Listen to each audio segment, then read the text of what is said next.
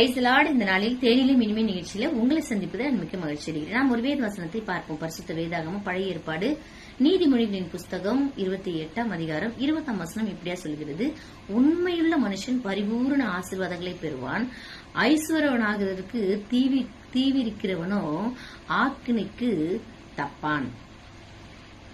இந்த காலை வேளையில தேனிலும் இனிமே நிகழ்ச்சி மூலியமா உங்களை சந்திப்பதில் நான் மிக்க மகிழ்ச்சி அடைகிறேன். வேதத்துல பாருங்க, நிறைய பேர் செல்வ சீமானா வாழ்ந்தாங்க. அதுல குறிப்பாக சகேயு அப்படிங்கிறவர் ரொம்ப வசதி வாய்ப்பு படைத்தவர், பதவி உடையவர்.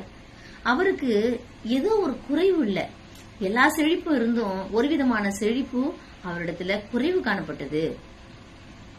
இயேசுவை பார்க்கணும் அப்படிங்கிற அவருக்குள்ள வாஞ்ச ஆர்வம், ஒரு மரத்து மேல ஏறி இயேசுவை எப்படியாவது பார்க்கணும். எவ்வளவு பெரிய பதவியில இருக்கிற செழிப்பான மனுஷன் ஏன் இயேசுவை தேடணும் அப்படின்னு பாத்தீங்கன்னா, அவனுக்குள்ள ஒரு சமாதானம், ரட்சிப்பு, நிம்மதி இல்ல. அதனாலதான் இயேசுவை தேடினான்.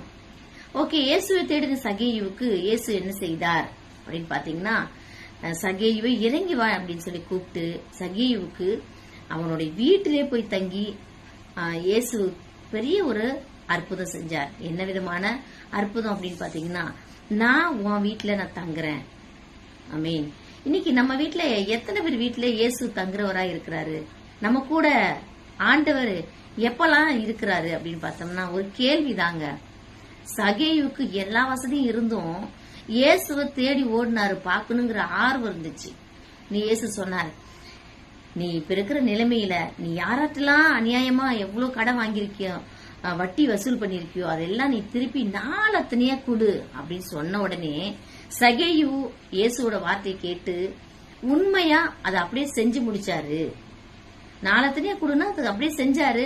சகேயுவுக்கு நிம்மதி, ஒரு சமாதானம், ரட்சிப்பு, செழிப்பான வாழ்க்கையை தேவன் கொடுத்தார்.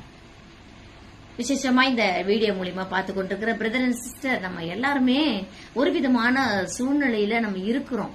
எல்லாமே இருந்து ஏதாச்சும் ஒண்ணு இழந்திருப்போம்ல. சகேயு போல வசதி இருந்தாலும் நிம்மதி இல்ல, சமாதானம் இல்ல. இந்த மாதிரி ஒரு செழிப்பு குறைவு காணப்பட்டுச்சுன்னா நம்ம தேவனுடைய பிள்ளைகளா நம்ம ஆசீர்வாதத்தை சுதந்திரித்துக் கொள்ள முடியாது. சோ யாருக்கு செழிப்பு? உண்மையுள்ள மனுஷனுக்கு மட்டும்தான் தேவன் செழிப்பை தருவாரு. சகேயு பாருங்க, உண்மையா நடந்தாரு. சகல விதமான ஆசீர்வாதங்களோடு மட்டுமல்ல, ஒரு சுகம், ரட்சிப்பு, சமாதானத்தை எல்லாத்தையும் பெற்றுக்கொண்டு நிறைவான ஒரு செழிப்பை அவர் பெற்றுக்கொண்டார். இந்த நாள்ல இந்த வசனத்தின்படி நீங்களும் உண்மையுள்ள மனுஷனா இருந்தா தேவன் உங்க வீட்லயும்